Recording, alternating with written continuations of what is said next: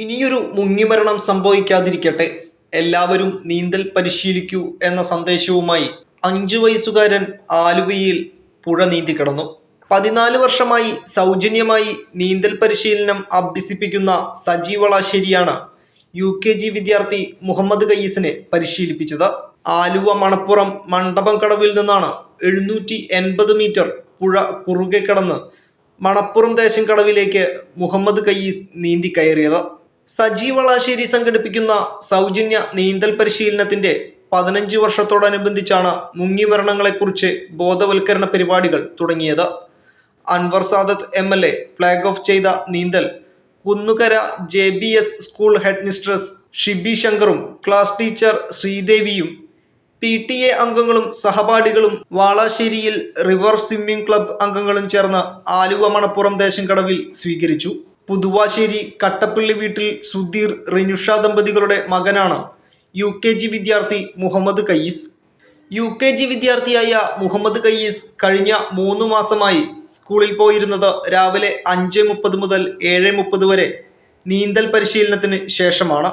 എളുപ്പം നീന്തൽ പരിശീലിക്കുവാൻ സാധിക്കും എന്നും നീന്തലിന്റെ പ്രാധാന്യം മറ്റുള്ളവരെ മനസ്സിലാക്കുവാനും കൂടി വേണ്ടിയാണ് സജി വളാശ്ശേരിയിൽ ഈ സാഹസിക നീന്തൽ നടത്തിയത്. കേസ് 5 വയസ്സ് മാത്രമുള്ള കുട്ടിയാണ്. സ്കൂളിൽ പോയി പഠിച്ചാലും നീന്തൽ പഠിക്കാം എന്നുള്ളതാണ് കേസ് ഇവിടെ തെളിയിച്ചത്. ഓരോ ദിവസവും എല്ലാ ദിവസവും രാവിലെ 5:30 വന്നിട്ട് 7:30 വരെ പഠിക്കും. എന്നിട്ട് ഇവിടെ നിന്ന് ഒരുങ്ങിയാണ് സ്കൂളിൽ പോയത്. അപ്പൊ എല്ലാ കുട്ടികൾക്കും അങ്ങനെ ഫോളോ ചെയ്ത് കഴിഞ്ഞാൽ ആർക്കും നീന്തൽ പഠിക്കാം.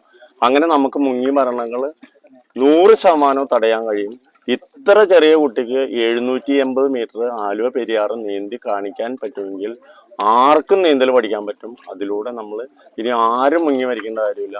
നിങ്ങളെല്ലാവരും സ്കൂളിൽ പൊക്കോ, പക്ഷേ രാവിലെ അല്പസമയം മാറ്റിവെച്ച് നീന്തൽ പഠിക്കാൻ തയ്യാറായാൽ 2 മാസം അല്ലെങ്കിൽ 1 മാസം തയ്യാറായി കഴിഞ്ഞാൽ എല്ലാവർക്കും നീന്തൽ പഠിക്കാൻ പറ്റും. അങ്ങനെ ആരും മുങ്ങി മരിക്കാത്ത ഒരു രാജ്യം നമുക്ക് സൃഷ്ടിക്കാൻ കഴിയും. അതാണ് കയ്യിസ് ഇവിടെ തെളിയിച്ചത്. ഇതോടുകൂടി പെരിയാർ നീന്തിക്കിടക്കുന്ന ഏറ്റവും പ്രായം കുറഞ്ഞ വ്യക്തിയായി മുഹമ്മദ് കയ്യിസ്. കഴിഞ്ഞ 14 വർഷം കൊണ്ട് 8000-ഓളം പേരെ സൗജന്യമായി നീന്തൽ പരിശീലിപ്പിക്കുകയും അതിൽ തന്നെ 1800-ഓളം പേർ പെരിയാറിന്റെ കുറുകെ നീന്തുകയും ചെയ്തു. 10ഓളം വിഭിന്നശേഷിക്കാരെയും നീന്തൽ പരിശീലിപ്പിച്ചതിൽ 2.5 വയസ്സിൽ പോളിയോ ബാധിച്ച കുട്ടിയും ഉൾപ്പെടും. Enlight news, Aluva.